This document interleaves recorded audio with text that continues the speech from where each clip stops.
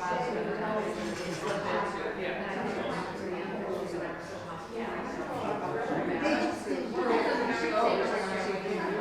all right. Welcome. It's a good soup day. Yeah, right. You know, I was telling Heather I was down Marshfield yesterday, and I had 72 people for this. I couldn't believe it. That when they called, thank God they called me a few days before, and they go, we forgot to cut off registrations, and we have 60-something people. And I said, well, I'll just add a second section. So we did. It was great. And I don't know if I told you guys this, but for those of you who I haven't met, I'm Dave, and this is my company's Therapy Gardens, and I'll show you a little bit about it in a second. And this is through the memorial, correct? Yes. Okay, Yeah. do you want to just mention that? This program is being put on today with donations that were sent in memory of Flo Wilson. So people sent money, and if you knew Flo, you knew she was a soup master. So she could be teaching Dave this class. Yeah. Yeah. Hopefully, I can do her justice today. So I'm really happy about that. So if you want, I have a slideshow, and while the slideshow is kind of going on, this is Zach. Zach's my helper, and he's going to give you some samples. So the first sample is a vegetable lentil soup, and then the second sample is a white bean and spinach soup. And if you want, like I said, if you want to just come over here and sit here, it might be more comfortable, or if you want to stay up there, that's fine. Whatever you want to do. Yeah, I think that might help too. All right. Yeah, can you guys see all right? Yeah? All right. Everyone's shy. They want to stay where they are. All right, that's great. Okay. No problem.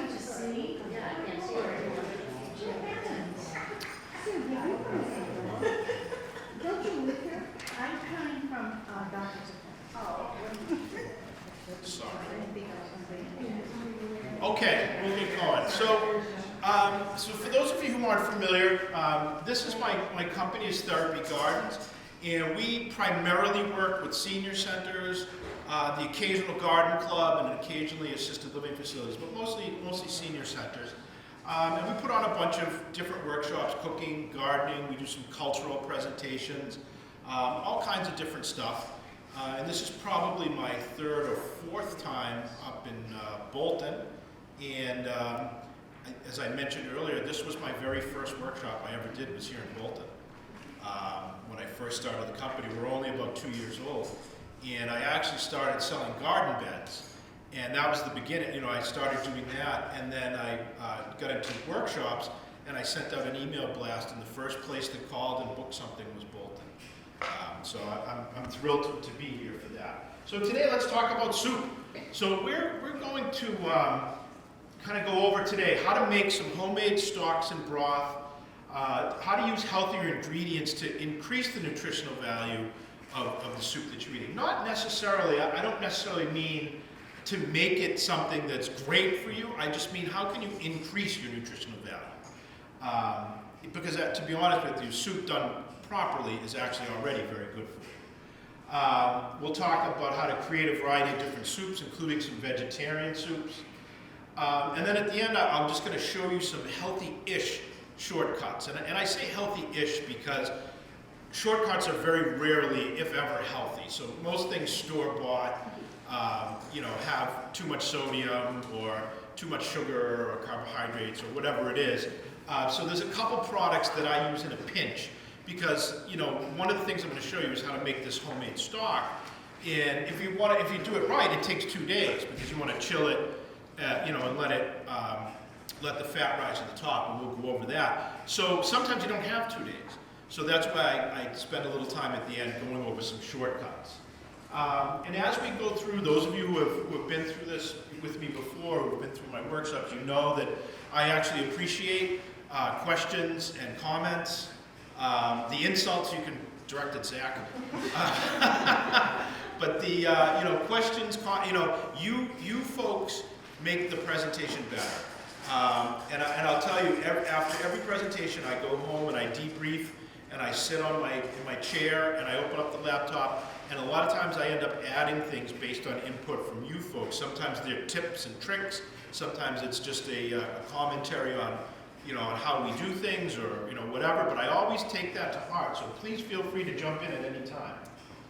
So just kind of, briefly, let's talk about the health benefits. So first of all, broth-based soups are low calorie. Unless you're, loading them with, linguiça or bacon or cheese or things like that. But if you stick to just a broth-based soup with some vegetables and some type of protein or starch, you've already got a low-calorie meal that's good for you. And there's research out there that if you go out, people who go out to eat, or if you eat at home, and if you have just a small cup of a broth-based soup first, you eat far less during the meal.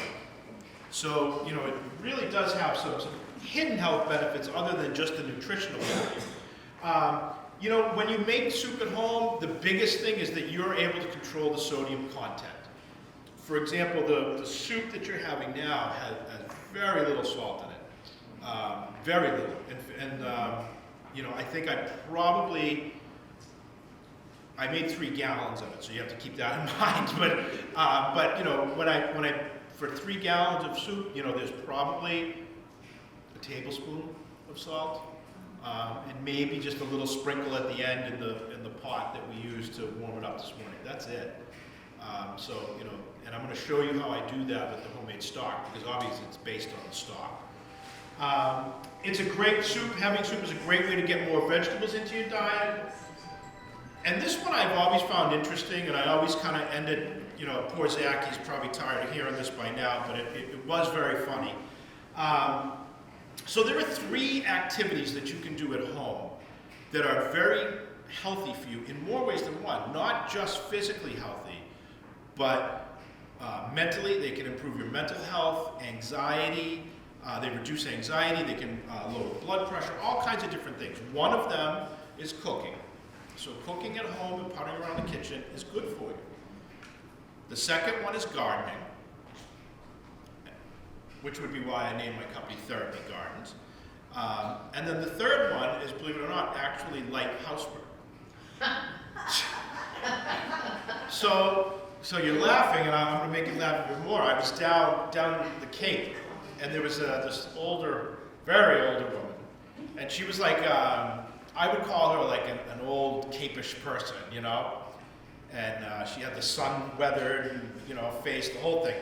And I said that. I said, these 3 things are good for you, and there's science to back it up. Research studies, gardening, cooking, cleaning. And she goes, some man wrote that list.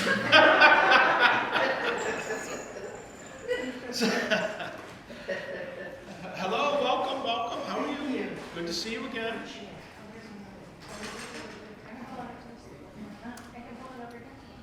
And then the last point, about making your own healthy soup is it's going to be better than anything you're going to buy in a store. There's just no doubt about it. And I don't know about you, some of you may be the same, but I know when I go into a restaurant or, I have soup at someone's house or something, I know immediately if it's a homemade soup or if it's from, a can, or even I can tell if it's a boxed or canned broth that they used as opposed to a homemade. And if you think you can't do that, you can. I guarantee you can. Once someone shows you the difference, So why do you want to watch for sodium content? I always kind of bring this up because it's really important. Sodium, it can have serious health consequences over time. And I'm not just talking about when we talk about high blood pressure. I'm not just talking about that. There's a lot of research now about inflammation. And sodium leads to inflammation. And we all have experienced it. You have something too salty and then the next day, your rings don't fit or your ankles are swollen, whatever it is. That's inflammation. And the dangerousness of that is you can also get inflammation in your internal organs. So your liver can swell, your kidneys can swell, your heart can swell, and that can lead to heart attacks and all of those things. So inflammation is really a very serious problem. And I'm ready to almost put salt up there with sugar as being almost as bad for you. The only thing is we kind of need salt because, without a little bit of salt, some food is just really too bland. And unfortunately, if you're a soup person and you don't cook your own, canned and boxed soup is just loaded with sodium. Absolutely loaded. Bouillon is the worst. You know those little bouillon packets? The little foil things. Does anyone know why they're in those little foil things? Yes. Yes, why? What? Does anyone know why they're in those little foil things? I don't know. I thought you said why. So I just found this out, honestly, about maybe 2-3 weeks ago. They're actually done on purpose, so you can crush them and crumble them into a powder in the foil packet, and then sprinkle it in, or use a measuring to use a teaspoon of it if you want. I never knew that. I kind of felt stupid after that. I always thought you just throw the whole thing in there and let it dissolve. And you also want to avoid prepackaged seasonings. That's definitely something that, comes with a lot of sodium. Just kind of, by way of an example. So this one isn't a low soup. This is just a regular soup. Now, first of all, they think they're being clever, and they're dividing the portions into two. So the servings. So I don't know about you, but I'm not in the habit of eating half of a can of soup. So I usually eat the whole can if I'm going to eat a can of soup. But if you look at that is 44% of your sodium for the day in one can of soup.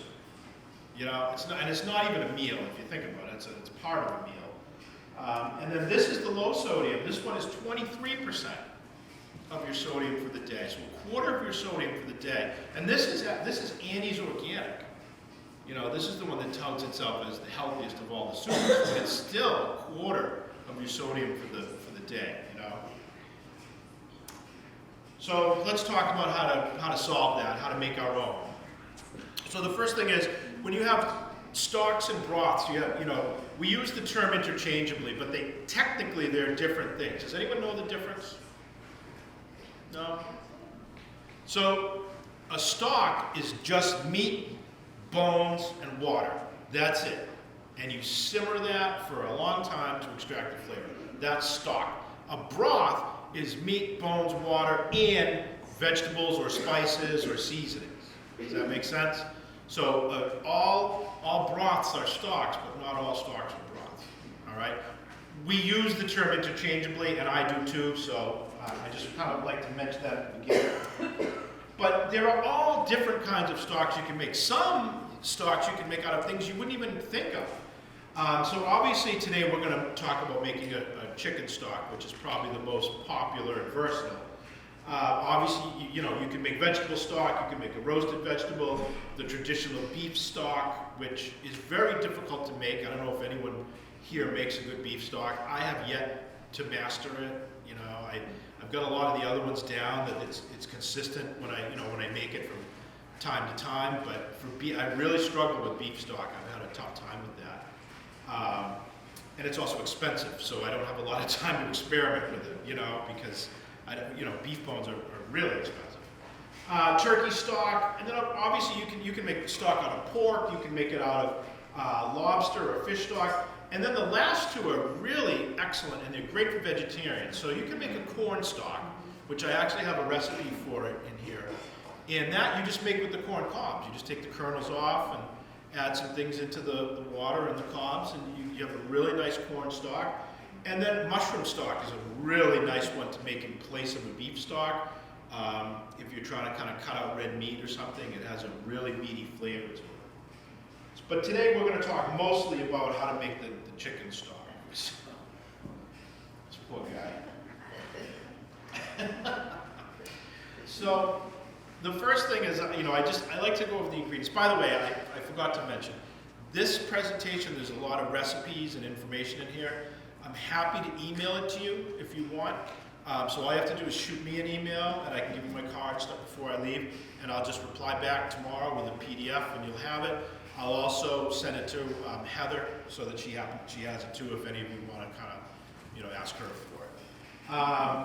So ingredients. So what I do, and again, this is how I do my stock, and that's what you just ate. Have they had them both, Zach? Okay. So the second one was the white bean and spinach. Who liked the white bean and spinach the best?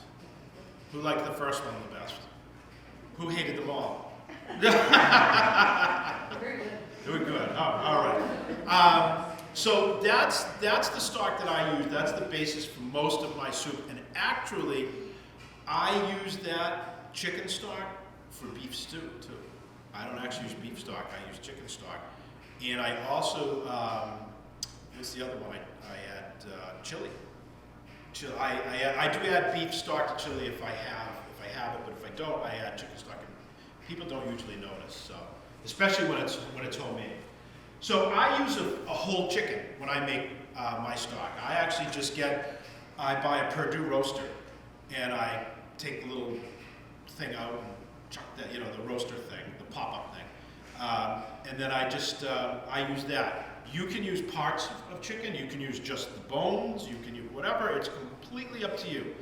I like to use the whole chicken for a couple of reasons. One, if I want to save the breast meat, I can do that, and then I have a lot of breast meat that I can use. But the other reason is it's a full flavor profile. So when you use the whole chicken, you're getting all the different cuts of meat. And with making stock, it's the meatier cuts that give it the flavor. So when, for example, if you're making beef stock, you don't want to put just bones. You want to actually have some meat in there too to flavor it. Same thing with chicken stock. So it's the breast meat that actually gives it that chickeny taste, whereas some of the other cuts give it the collagen and the mouthfeel that you have, that you taste. And some of the darker cuts, like thighs, are a little stronger, have a little bit of a stronger flavor to it, but they're also a little more oily, a little greasier. But again, when you put them all together, in my opinion, you're getting all of it, the best of all of it. But I've had some stock that's really good that people have made with using just legs or using, just wings. It's really up to you. Where I use it as a base for soup, and where I take it out and I give that soup to people, and I want it to make sure it tastes good, I always make it with a whole chicken, homemade, that way. If I were going to make something for myself, I might actually just use a carcass and not even have any meat on it, and that's fine. But when I'm going to use it for a base to soup that I want people to try, I do that. Then it's 1 large onion, it's 2 carrots, 2 celery stalks, and I use a whole garlic bulb. The whole thing, and I just cut it right in half. I throw in some fresh thyme if I have it. If I don't have it, I don't throw it in. It's not a big deal. And again, this is how I do it. I do a ton of peppercorns. That soup that you had, the stock that I made, I actually do more than 2 teaspoons. I actually felt weird almost writing 3. But what I really do is I actually just dump them right in my hand like that, and I just do 2 really big handfuls. And it wasn't overly peppery, but it does give it a little bit more flavor.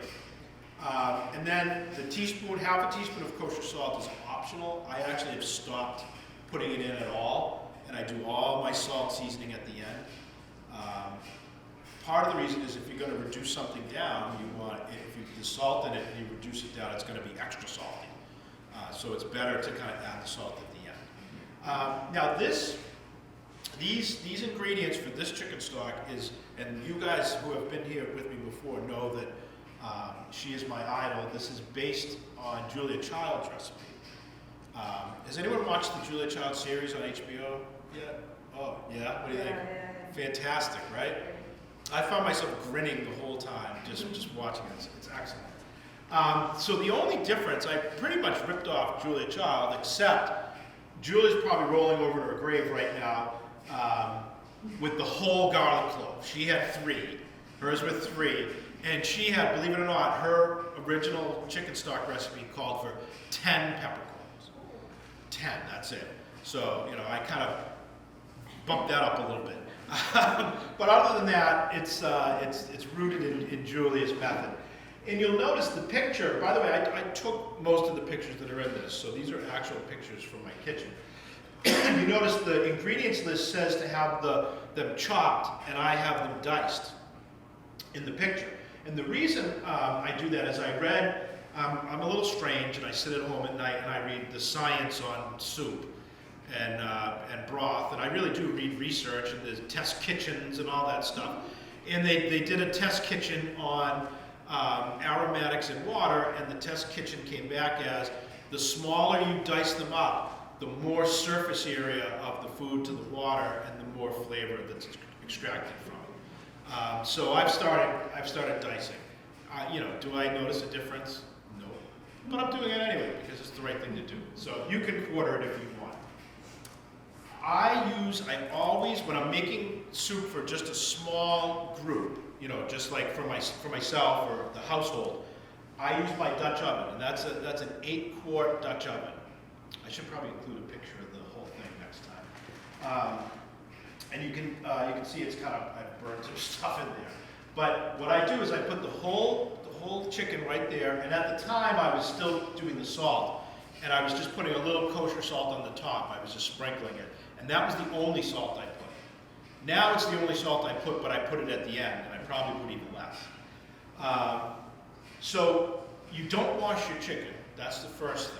I don't know if you guys know that or not, but that's relatively new science, is that you're not supposed to wash your chicken.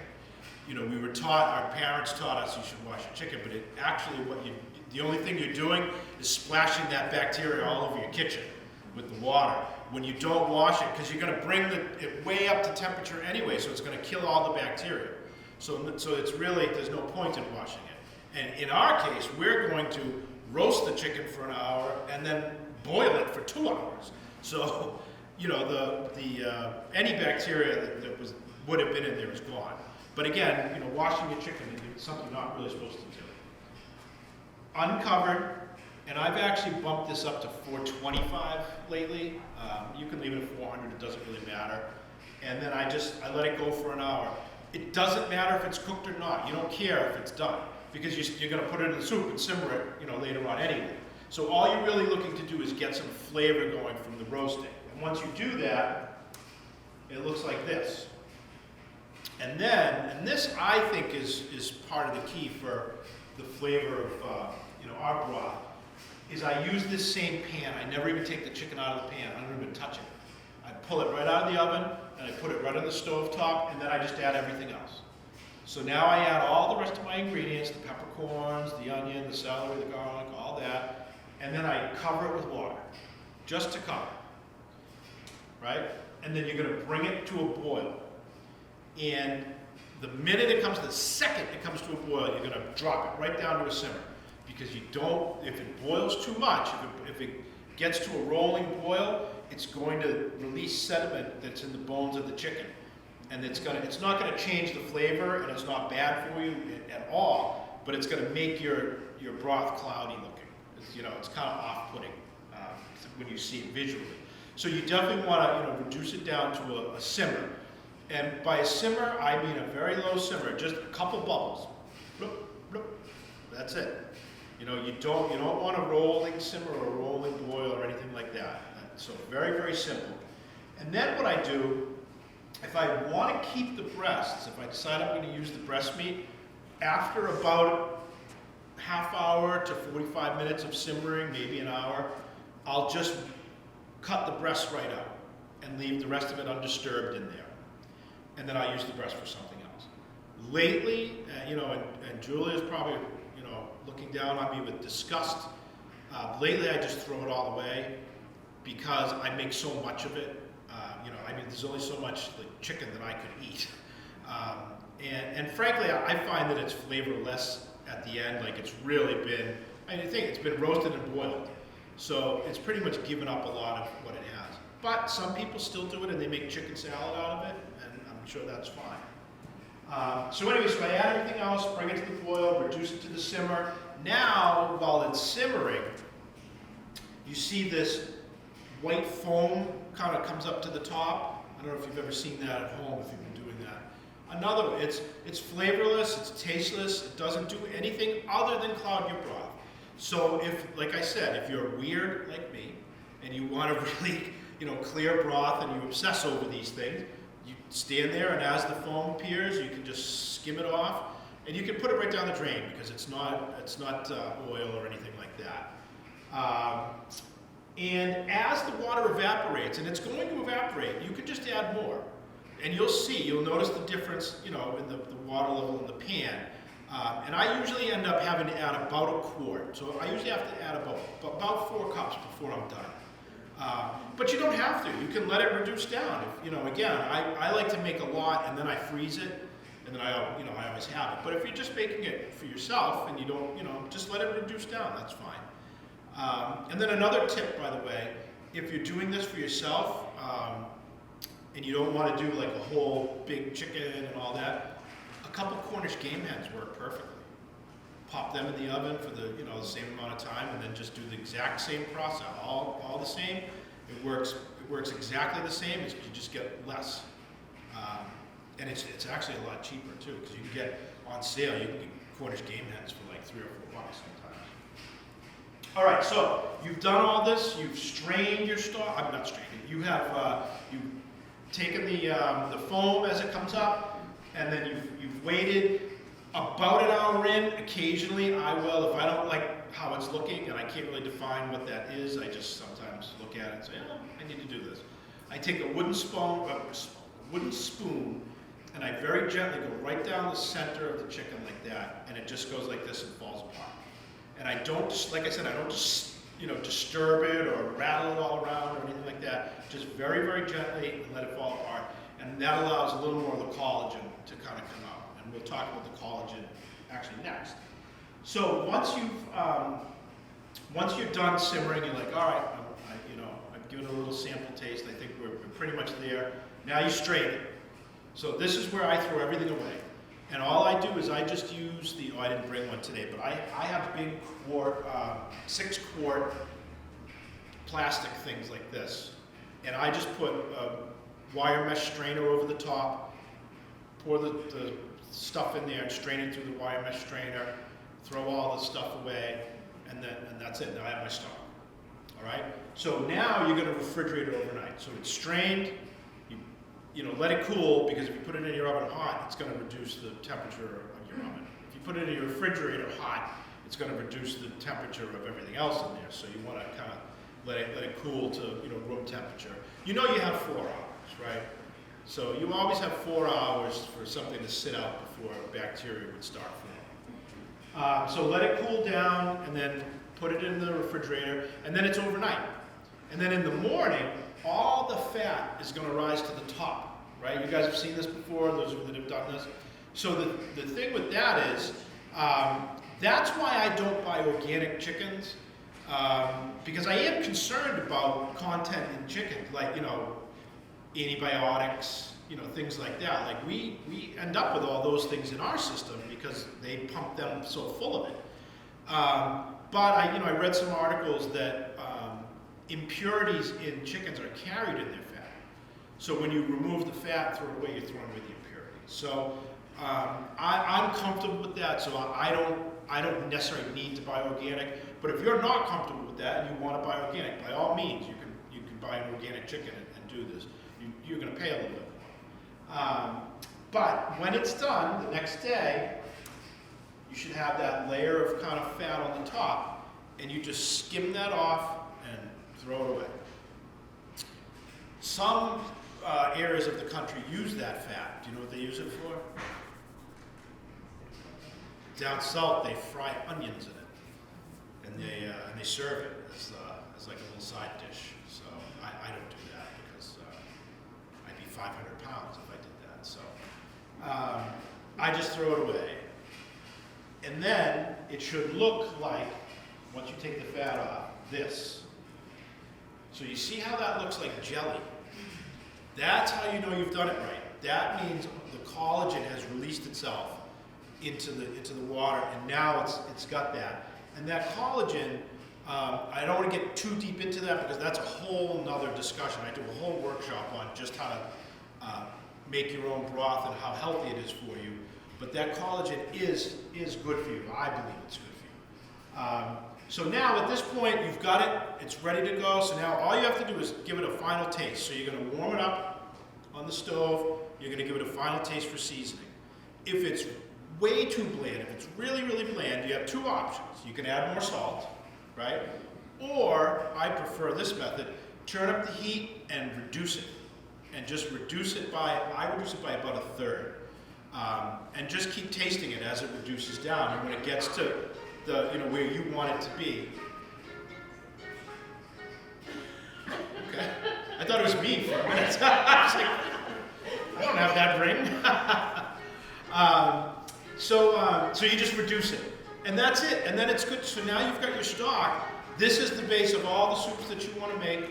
You can freeze it. You can do, whatever you want with it. Should I do a little dance? I have a question. Yeah, go ahead. Is that like bone broth? That is bone broth. Great question. Her question was, is that like bone broth? That is bone broth. At this point, you've made bone broth. Because of the collagen and all that stuff. Now, I drink that. I drink a cup of bone broth a day. And I really just started doing it because Tom Brady does it. He does. Yeah, right? Why wouldn't you? But I do love it. I really do. So, but yes, that you would absolutely have bone broth there. And like I said, I do a whole one on that. I could talk about that forever because then you could make like a turkey one and mix them. I've mixed pork and chicken and come up with all different flavors. So it's really. So this is considered bone broth because I find that it's buy it. Yeah, don't buy it. It's really kind of strong taste. It's disgusting. Buy your own. Make your own. Make your own. Trust me. Make your own. Yeah. All right, corn stalk. So I mentioned that at the beginning. If you wanted to make a corn stalk, it's really, and again, these from here down is completely up to you. So this is just what I use. This is how I do it. And by the way, I got into a discussion, I don't know, somewhere about recipes the other day, and there are two kinds of people, I think. There are people that, I need a recipe, and they have to follow the recipe to the letter, and they feel good and comfortable doing that. And then there are people that just kind of look at a recipe and go, yeah, I got the gist of it. 12 corn cobs, some herbs, some peppercorns, some garlic, onion, I got it, okay. And then they just kind of go and do their own thing. Neither is right or wrong, it's, whichever you prefer. So that's why I always provide a recipe, but I would be lying if I told, like the soup that you just had, I would be lying if I told you that I measured out every little thing for that recipe. But I've also made it probably 100 times, so, and that's also why I use that same stock pan at home. That 8-quart Dutch oven that I have, I use that because I know it's going to be consistent every single time. Every time I make it in that pan, it's going to taste the same. All right, so there's some corn stalk, and this is a great one, mushroom stock. I love this stock. I don't get a chance to make it as much. My ex-wife is a vegetarian, which is a whole other story. We'll just focus on the X part.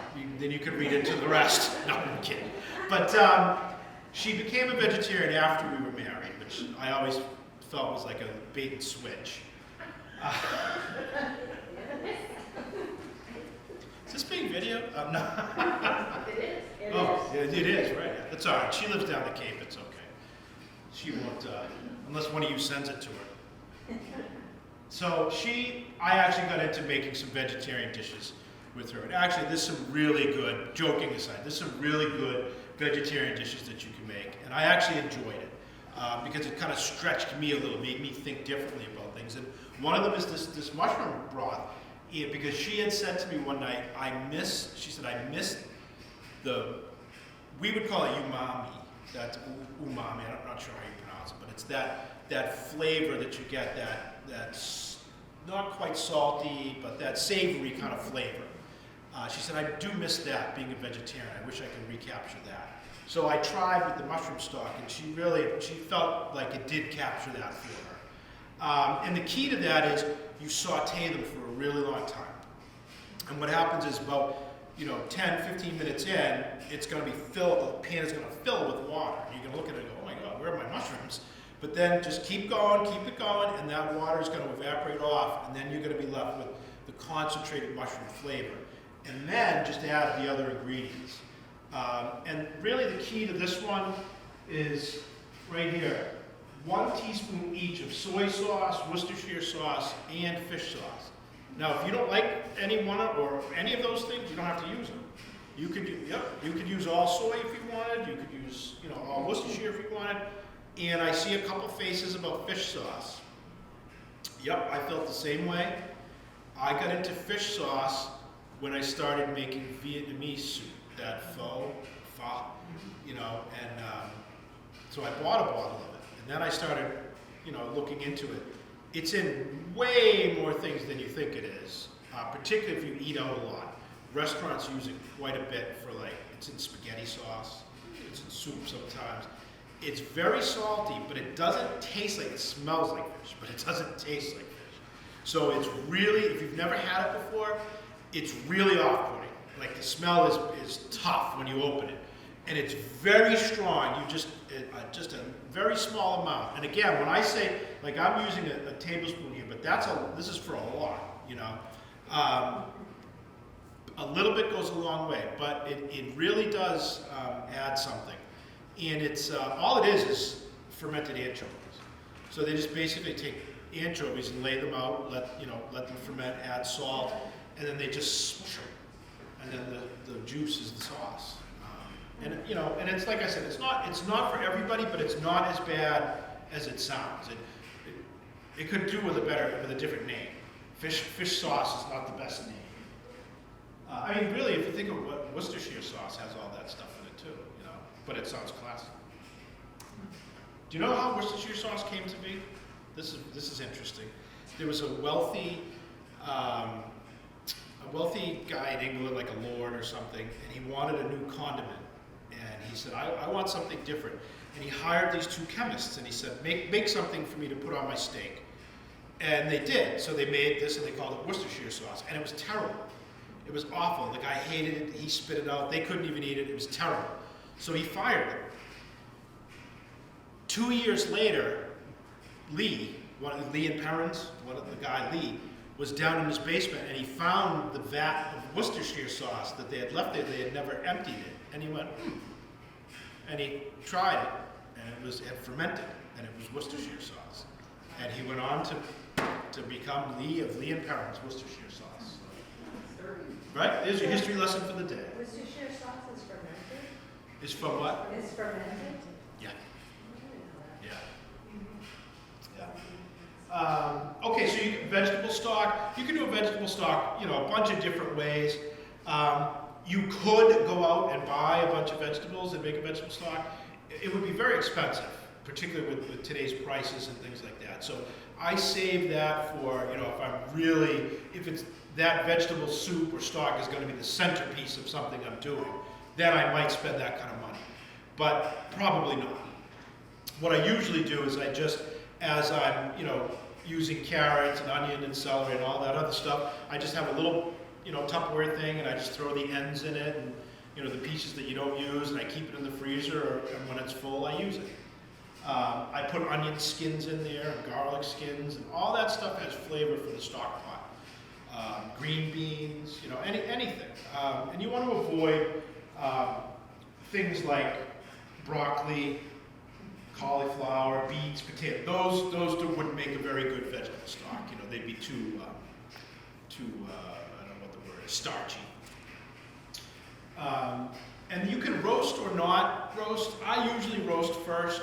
Same thing, by the way, with the chicken.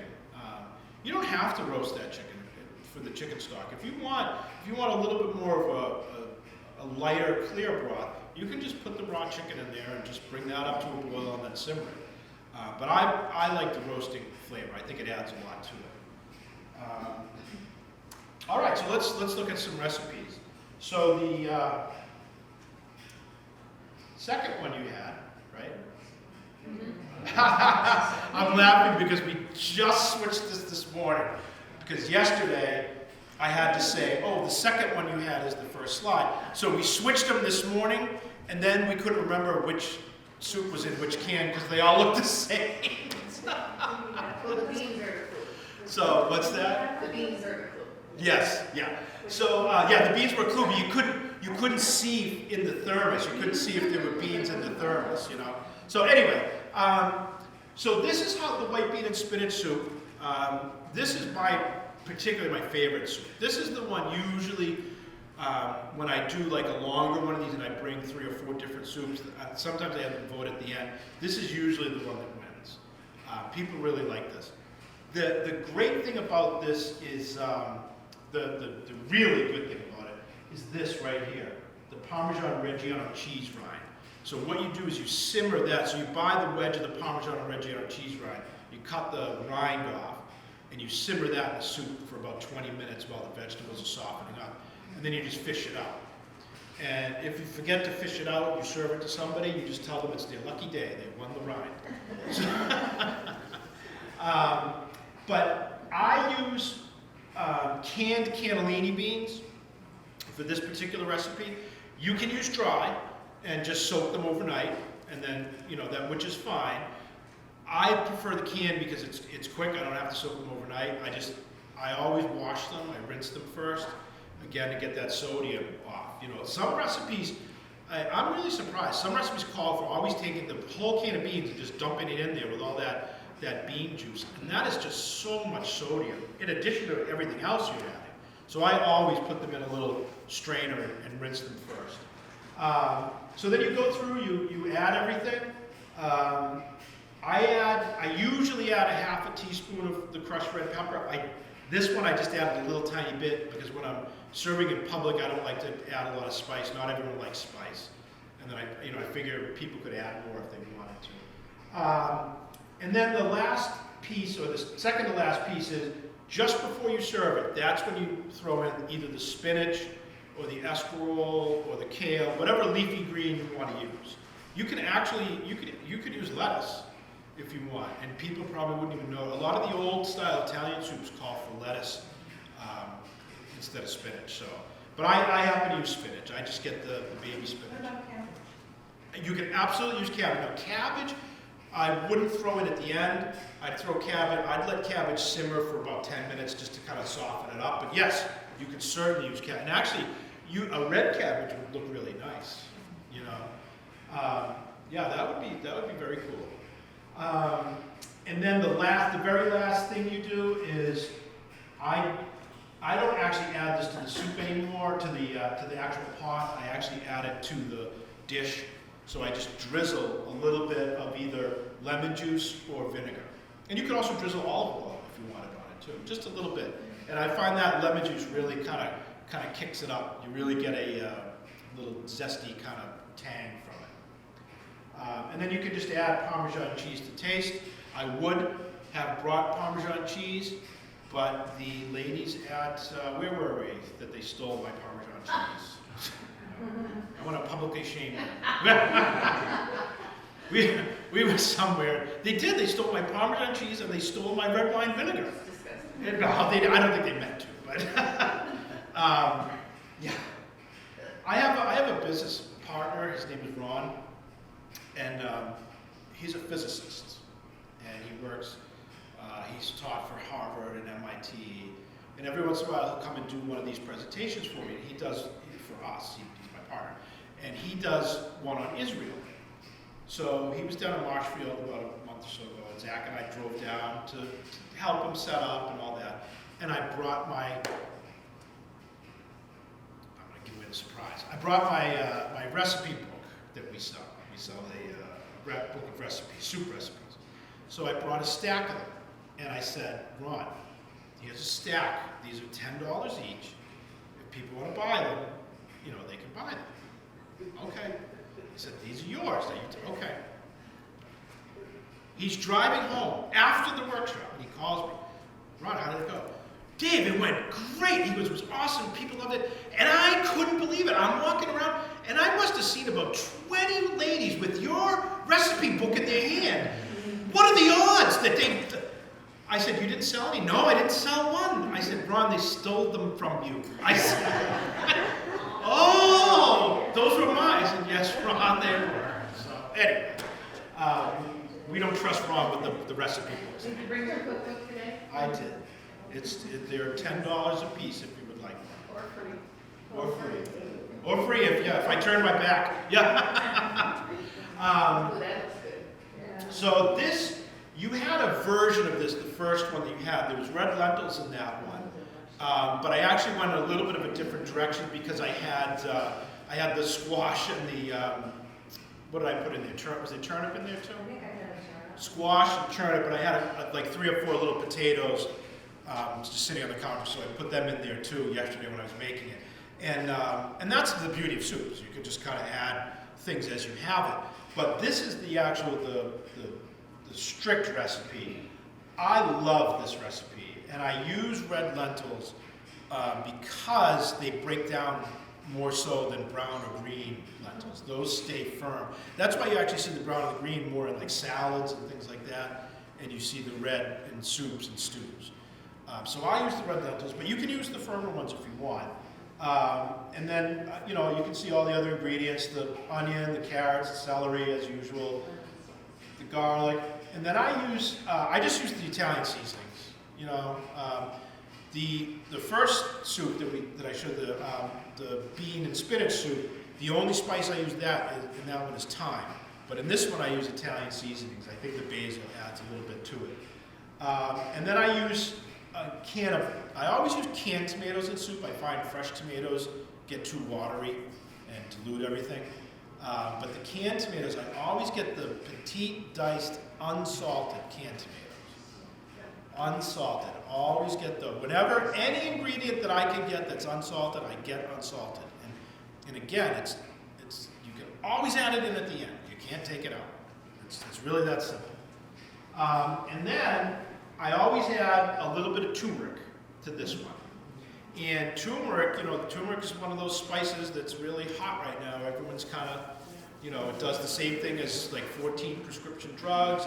It's good for you. It's the turmeric craze is here, but it also is a great coloring agent. So it gives this orangey color that you see is actually the turmeric that you put in there, and the red lentils, but really more the turmeric.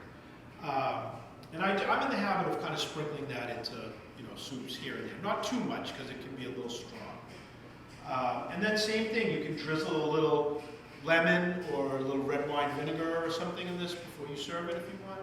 This one with the winter coming up, this is a great soup to make a big giant batch of, and actually it's great for breakfast. Yeah, it really is. There was a stretch of time a couple winters back where I was eating this regularly for breakfast. And this is a nutrition power. There's not one bad thing in here. There isn't in the other one either, really. If you look, there's nothing in here. I mean, the beans are your protein, right? Spinach is great for you. Garlic is great for you. What else we got there? We got onions, obviously good for you. Carrots, you know, there's not one bad thing there. There's no grease, no fat. I mean, none of that stuff. You know, and then same thing here. You look at this and, you know, tomatoes and spinach. It's all good for you. All right. Here's one that I can't bring this one on a sample because it just doesn't lend itself to, you know, fish it out in public. Doesn't always work well. But this is a really nice seafood chowder. And this is a picture that I took, as a matter of fact. And I prefer a thin chowder. Whenever I like, you know, I don't like a lot of cream and stuff in my chowder. In fact, this one, I didn't put any cream in that. It does have butter. It has a fair amount of butter. But if you wanted this to be thicker, you could do one of two things. You could add some cream or a roux. You could, you know, mix some flour or butter and make a roux. Or if you wanted to make it thicker without increasing the calories or the fat, take like a cup or two of the soup out and blend it, and then put it back in. Particularly the potatoes, you know, blend that, put them in. Another thing, you could actually add instant mashed potatoes. Some people do that. Bring the soup up to a simmer and just add like a teaspoon of instant mashed potatoes. And everything, really, this only takes, you can put this whole thing together and it takes as long as it would take for the carrots to be done. That's the thing, or the potatoes, those two take the longest. So the smaller you cut them, the faster it's going to cook, right? And then literally the fish just pretty much needs to hit the water and sit there for a minute and it's done. And I use haddock. I prefer haddock. But you can also add shrimp or scallops or mussels or anything else that you wanted to. But the key to this is just a basic seafood chowder, but the key to it is the Old Bay seasoning. See it? 2 to 4 tablespoons of Old Bay seasoning. And Old Bay, those of you who know me, I love to try to recreate stuff. I make my own, V8 juice when I can, all that stuff. I make my own hot sauce sometimes. I have not been able to recreate Old Bay. So I'm going to give them a gold star. They have a product that is excellent, so I don't substitute. How about the sodium in that? There is some sodium in there. There is. But But goes a long way yeah, well, I use a lot for this one. for this. Okay. But again, you look at it, you use a lot, but what do you have in a bowl of it? It's not the end of the world. And I know I'm obsessed with sodium. You are too. Okay, well, and that's a good thing to be obsessed with. But I also have to remind myself, we need sodium. You have to have some. And it really does make food that much better. So as long as you're controlling it and you're not going crazy with it, you're fine. Have you ever tried Mrs. Dash in any of your recipes? I have. I make my own Mrs. Dash. But don't tell Mrs. Dash. But I do. I've used that, and I actually no salt. Have you seen that? I have to start including that in this picture of it. I was at one of these workshops, and it was a pickling workshop, and this guy came in and he brought it with him, and he said, "I can't have any salt at all." He said, "So I use this, and it's delicious, and it was recently invented, and it's changed my life. I can taste things again." He said, "And I'm going to use it to make pickles." And I said, "Well, that's fermentation. I don't know if that's..."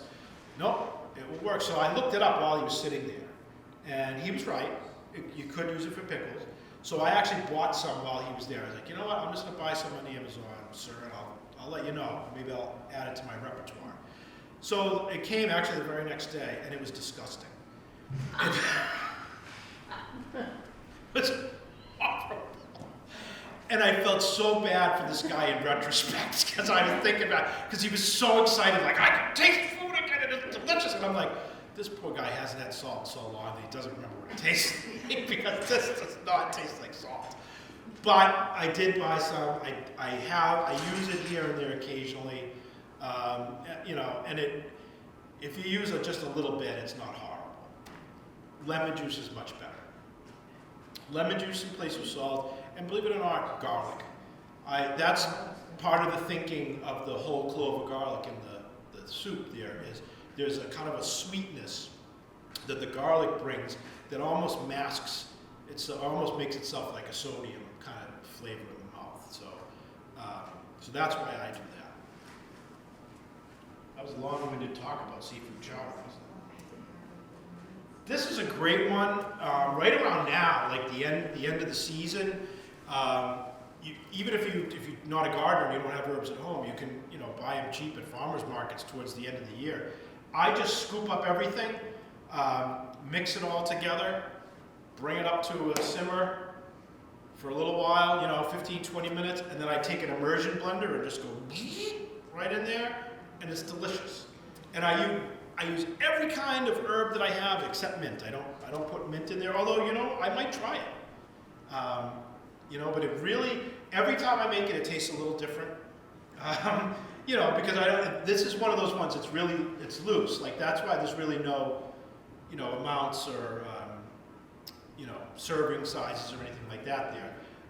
It's what you want it to be, But it really is good, and you can get. I used for this particular one. I used a vegetable stock and the yellow bell pepper, and that's what gave it that kind of color. If you didn't want to do that, you could use water or chicken stock with like potato or something like that, and it would be like a white, and then you'd see the green herbs kind of on the white. So it's a cool little thing to make really quickly. All right, now just kind of some tips to make your soup healthier. One of the first things, that first bullet, I keep meaning to change that. When I say use plant-based proteins, I don't mean that Beyond Meat stuff. I'm not talking about that, the fake hamburgers and all that. That stuff's not good for you. You know, even though they say it is, it's not. Well, I don't even know if they say it's good for you. It's all it is it's a conscious decision to not eat meat. It's still not good for you. I mean, when I say plant-based proteins, I mean beans, lentils, things like that. Use low sodium broth. Add garlic, tomatoes, and other nutritious veggies. We've already kind of talked about that. Season with turmeric and herbs. That always boosts the health factor. Now look at this bullet here. Use lentils or beans instead of pasta. Did you notice you didn't have any pasta today? Unknown caller. You had two soups. You had two soups, and neither one had any pasta in it. Right? You had the first one had lentils, and the second one had beans. So I actually went to a nutritionist, and I was actually forced to go to a nutritionist because I was flirting with diabetes. So I went, and you know what? I'm glad I did. And that was one of her big ones, was she said, because you know, they ask you, what do you normally eat? And I said, I love soup. I eat soup all the time. And she said, okay, the pasta is probably what's killing you there. She said, just substitute lentils and beans. And I did it, and I never looked back. I don't miss it at all. And I tried all the other pasta substitutes too, like the red, they're awful, the red lentil pasta, the whole wheat pasta. Who are they trying to fool? I mean, it's terrible. Oh, yeah, the zucchini one. Oh, it's awful. It's all that stuff. It's awful. So you know what? If I'm gonna have pasta, I'm gonna have real pasta. You know what I mean? If I'm gonna make like my grandmother's chicken soup and put pastine in, and I'm gonna do that. That, you know, if I want that, that's what I'm gonna do. But generally speaking, I crave the soup, not the pasta in the soup. So when I make the switch to the, you know, the lentils and the beans, you know, it's definitely the way to go. Always, you know, try to add kale or spinach just before serving. They're two of the absolute healthiest things you can possibly eat. With both of them being like right up at the very, very, very top, up there with like blueberries and red bell peppers. It's okay. Do you know what you remind me of? She's mad. You know what you remind me of? When my mom was alive, she had an iPhone. And she wasn't the best with the iPhone. And I would lurk in the background and film her trying to work her phone. And then getting mad. That's me. Oh, it was hilarious. It's hilarious. Oh, it's hilarious. It's hilarious. And now that she's gone, I have to admit, I pull those videos up and look at them every now and then, and it's still hilarious. I think they're funny, but they're mean. Oh, yeah. Well, yeah. You know, my mother was famous for, I would, at least 2 or 3 times a year, I would get this. Ring, ring, hello. Cable's broken again. No, the cable's not broken. You did something, nope, it's broken. I've done everything, it doesn't work. Blue Bloods is coming on, I have to watch Blue Bloods. I'll be right over, Mom. So I come over, and every single time it was the same thing.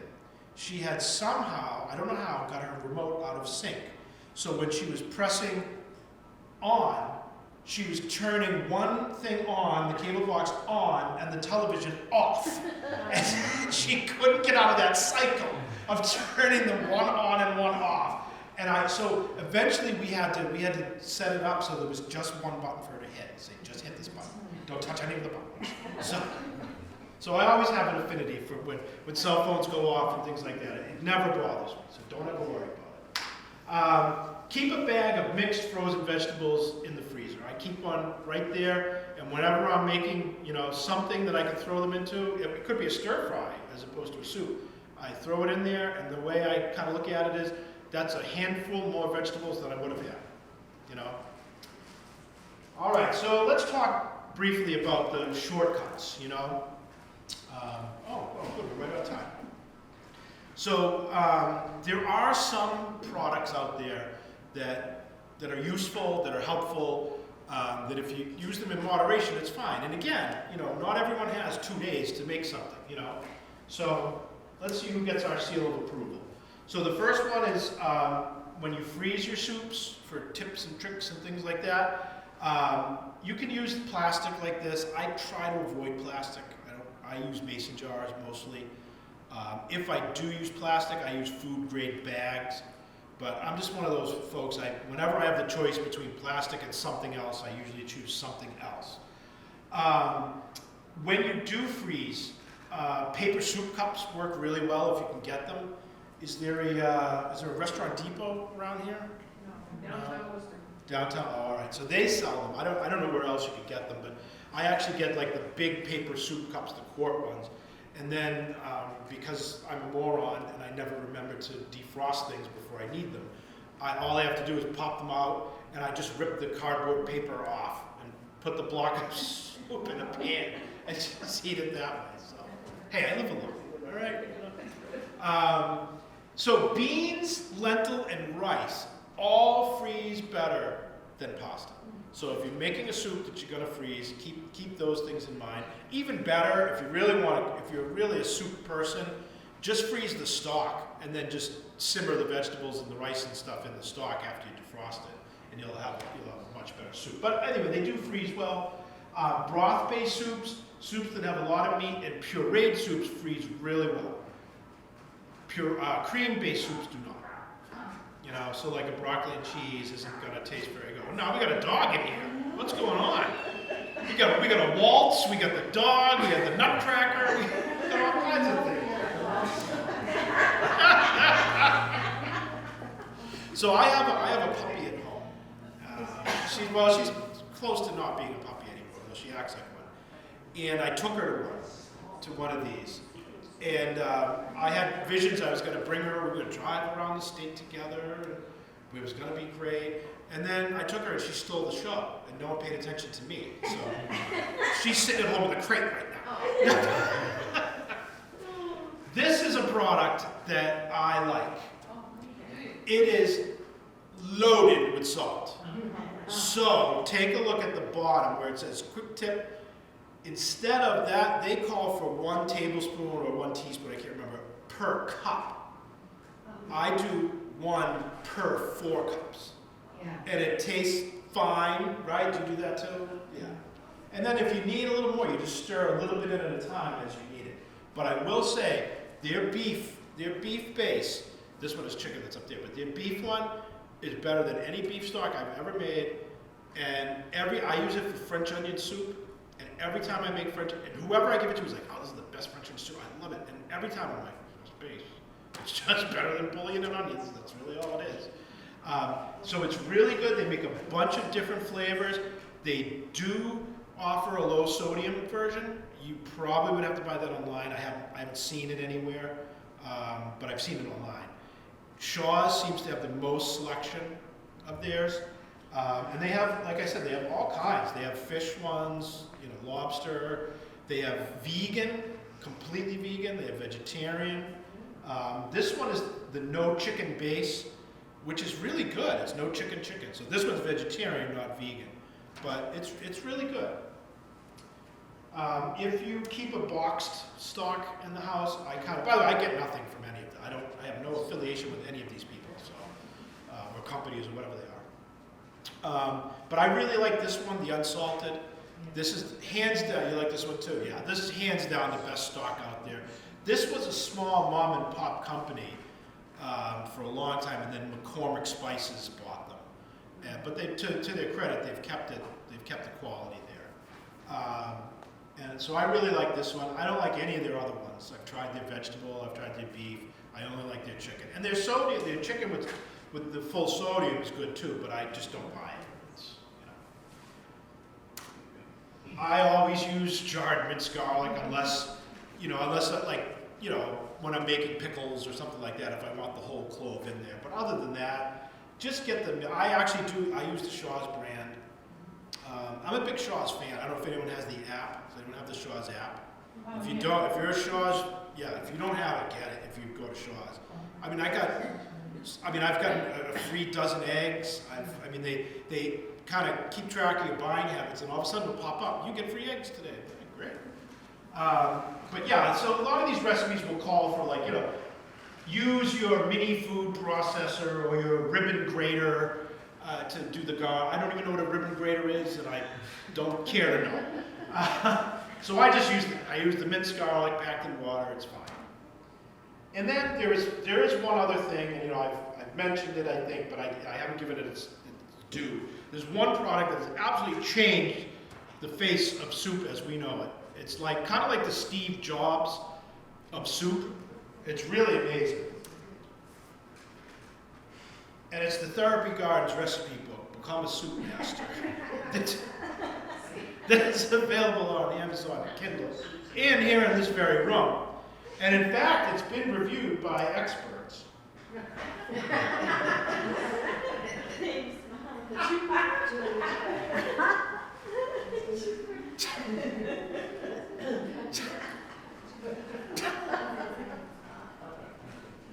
I was in a silly mood when I did that. So. Anyway, so folks, that is the presentation. I hope you enjoyed it. I hope you learned a few things. Thank you.